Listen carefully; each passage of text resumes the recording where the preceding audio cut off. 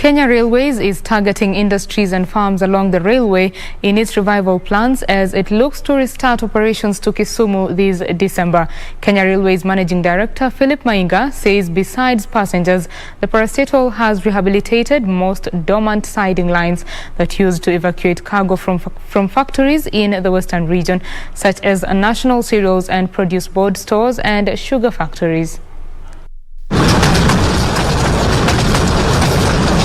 A sound that has not been common in parts of Rift Valley and Western Kenya for more than a decade. The excitement over the revival of the meter gauge railway is intense as this trial train snakes its way through the picturesque valleys and hills of the Rift Valley landscape. Hii train ni mara yangu ya kwanza kuiona ikipita hapo. Kwanza kabisa kama mimi ni mwanafunzi itanisaidia kusafiri kwenda nyumbani. But it doesn't end there. Rehabilitation of the meter gauge railway includes a 2 billion shillings link between Longonot town and the Naivasha Inland Container Depot, which connects the Mombasa-Naivasha SGR and the meter gauge railway, as well as the restoration of the railway between Longonot and Malaba. The line is complete. We are almost ready for commissioning the line.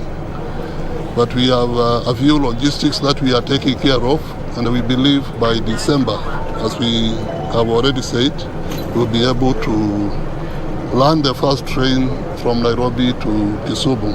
Kenya Railways says it has rehabilitated 200 wagons and coaches in readiness for the resumption of passenger and cargo services that will offer Wi-Fi and fully fledged kitchens. Legislators say laws have been enacted to protect the railway infrastructure.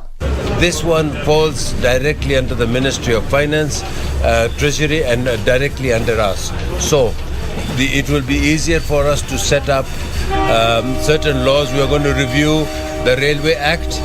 We want to review some other issues.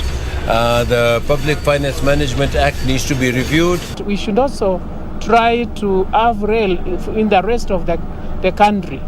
Let's keep on improving every time, because continuous improvement is the best thing which we can do to this country. Currently, freight services terminating at the Naivasha ICD, after which transporters load the cargo to trucks. 216 kilometers later after Nakuru station, this is the new Kisumu station.